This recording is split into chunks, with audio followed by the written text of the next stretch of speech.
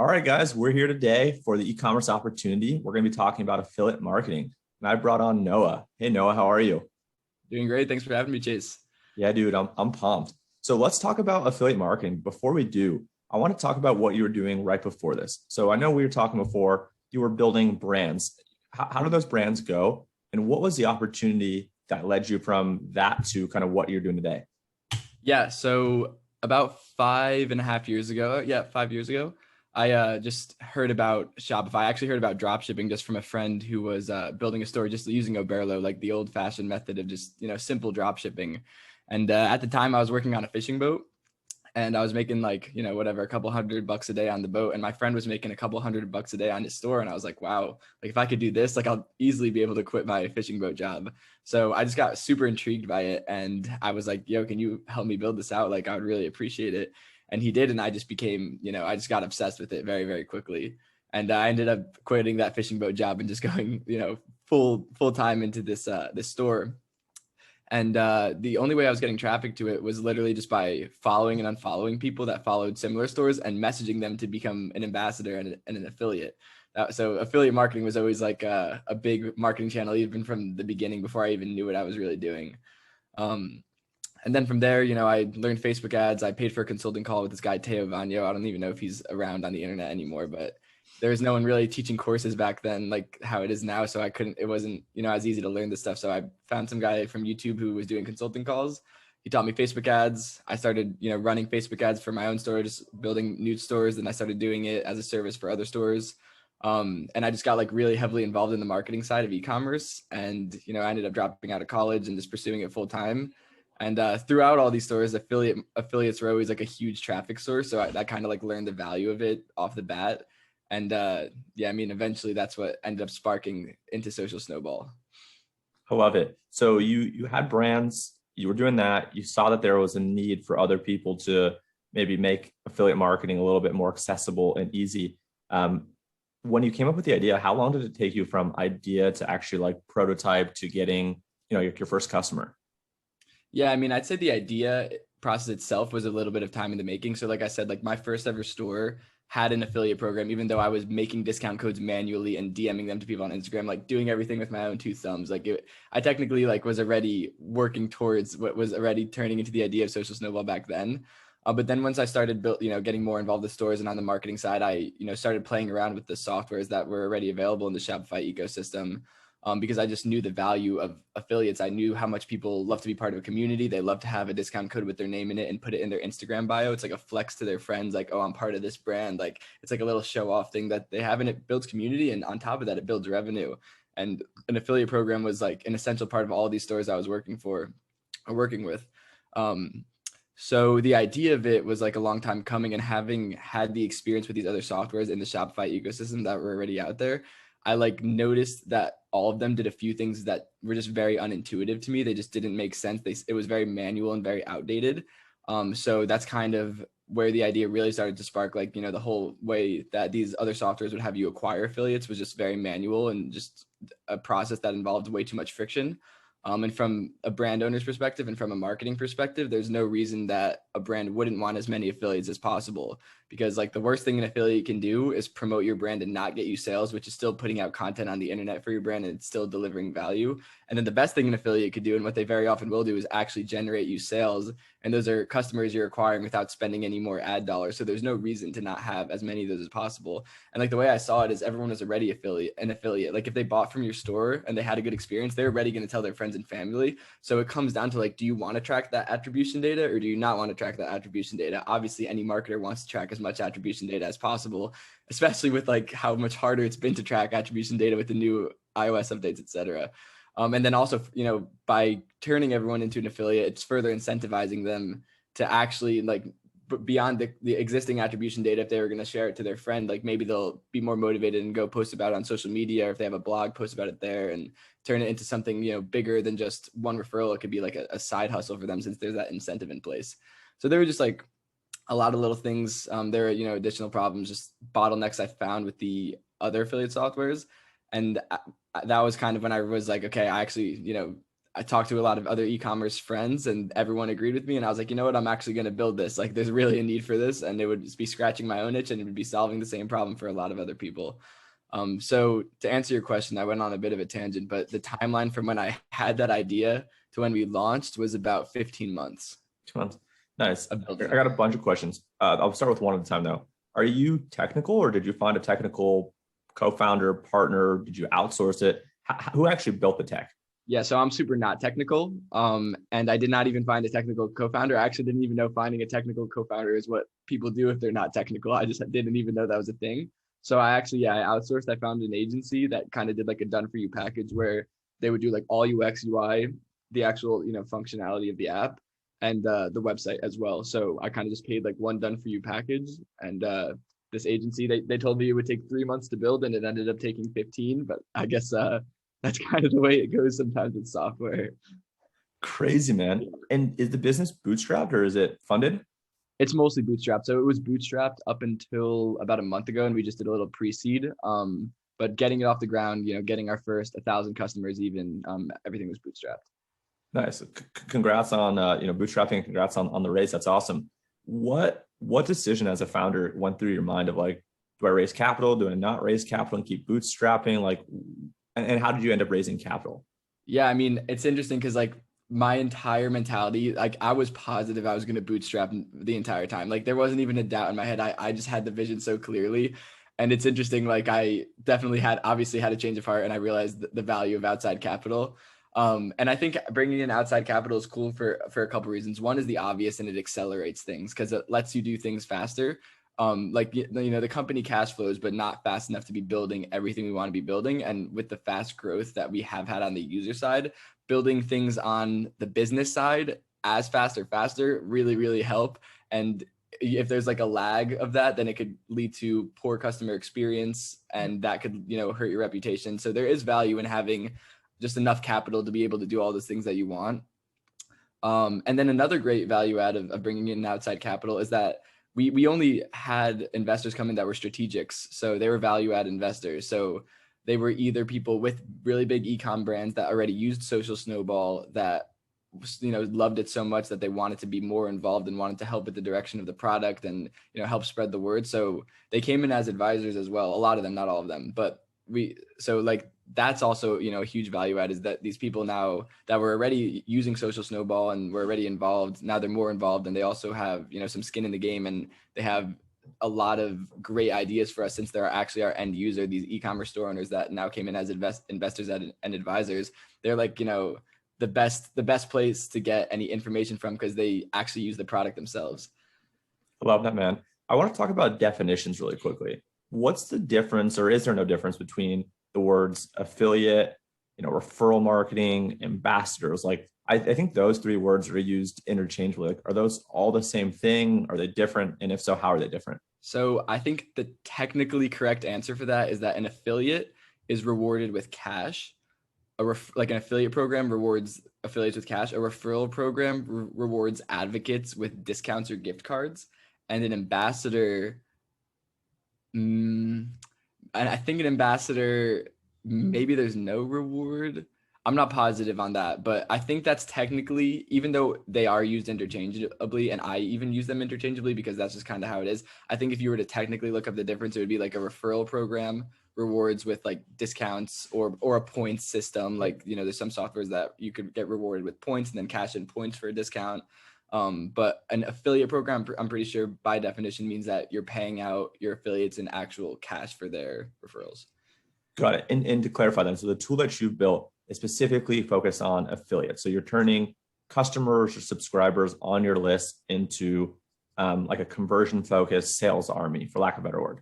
Correct. And we are adding the ability to pay through discount codes and gift cards just because it's more universal. Like, even though we have a really great payout solutions already integrated, it works with 100 countries and there's more than 100 countries and we want Social Snowball to work with every country. So we are adding, and also there's just some people that would rather reward with gift cards or discounts for whatever reason. So we want to have that option there as well. So we are building that out. But up until this point, it has been strictly like textbook affiliate marketing where you get rewarded cash. And the reason we did this is because we noticed with other referral programs that if you're getting rewarded a discount, you might be really motivated to get one referral so you can get that discount. But with cash, you might be motivated to get 100 referrals because there's no reason you wouldn't want unlimited cash, and there is reason you wouldn't want unlimited discount codes to one website.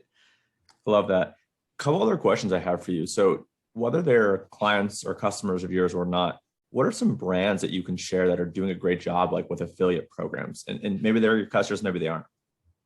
Yeah, I mean, as far as my own customers, just for privacy reasons, I usually can't disclose any actual brand names, but I could tell you like what brands are doing that makes a big difference. So for example, like there's a lot of little things that you can do to really get the most out of an affiliate program. So one is everyone is like converting everyone into an affiliate automatically is like a huge one. And Social Snowball does this for you. So whenever a customer purchases on your store, Social Snowball will automatically create them an affiliate account and a custom discount code or tracking link with their name in it and give it to them natively on the thank you page after they purchase. So it's not like a one-click sign up where they have to like enter their email after purchase or there's a pop-up. It's not a 2-click sign up or it's a 0-click sign up. Like every customer becomes an affiliate. They're an affiliate automatically. They would be an affiliate anyway, you know, assuming your customers are having a happy brand experience, which if they're not, then that's another problem you have to work on. But assuming they are, they're already affiliates for you. You're either tracking that attribution data and further incentivizing it, or you're not. So that's like a huge concept. So automating affiliate acquisition is one huge one. And that is something that Social Snowball does for you. But then taking it a step further, doing things like sending reminders for your affiliates to use or to share their codes at strategic times is really valuable. So like I always tell our clients, when are your customers most excited about your brand? Because that's when they're going to be most excited to share your code and get you more referral sales. So post-purchase, like instant post-purchase is a great time. People just bought, they're excited. You know, there's a lot of other pieces of e-commerce tech that are refining the post-purchase experience and making that as great as possible. Like, you know, you see companies like Olipop and a lot of other big DTC brands have people who just work in customer experience. And that's definitely the way things are moving. So people are happy and excited right post-purchase. That's a great time to get them onboarded with the affiliate program, which is why we have that thank you page offer. But then as far as reminders, when are other times that your customers are most excited? When their order ships, they probably get a little, you know, dopamine rush. That's a great time to send a reminder. When the order's out for delivery, and even better so when the order arrives and they unbox it and they have that magical, amazing experience that your product team put so much time and effort into. That's a great time to send a reminder, because not only are they going to be super excited about it, but they can actually create content with it and post that on social media or whatever channels that they were promoting on. They have the product in their hand now. It's the best time. There's no better time than then to remind them and incentivize them to further go on and promote. Love that. So one more question I have about this program, and I want to ask you a little bit more how you found users as a business, but how much percentage are people or customers of yours or clients of yours, essentially brands, paying to their affiliates? Are they paying 10%? Are they paying 25%? Are they paying 50%? Like, what's the kind of range of percentage that you recommend? Yeah, so I mean, we see everything, and I've seen a lot of different numbers work. And one thing that's cool is like we give you the ability to choose either a fixed rate commission or a percentage commission. Percentage commission usually makes sense for most brands. What I usually tell people is the more you give, the more you get. There's no reason to not be a little extra generous with these incentives, because you have to keep in mind like the discount that you offer to customers. If you are offering that, you could also use a tracking link and not offer a discount. But let's say you are, the discount and the commission that you're paying, that is your CAC. So there's no acquisition costs here besides that. So you might as well be a little on the generous side, because again, like that is your CAC, and you can define your CAC. It's not like with Facebook where it's like a guessing game and your CAC is this one day and it's, you know, way higher the next day. Like you choose what your CAC is, and it's going to stay as that no matter how many affiliate sales you get, because it's either a conversion's either going to happen at that CAC or it's not going to happen. There's no, you know, bidding strategies or anything like that.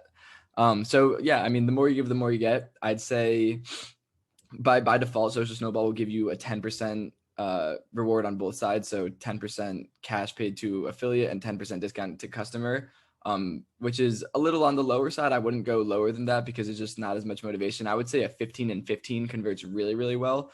And if you can do like a 15-20 or a 20-15 or a 20-20, that like will convert even better. And again, it's going to be different for every brand because you don't want to cut too aggressively into your margins. But if you have your numbers really clean and you know what CAC you can give, and you can give a higher CAC, there's no reason you wouldn't want to, because you're going to get unlimited customers with this method and your CAC will never, ever change.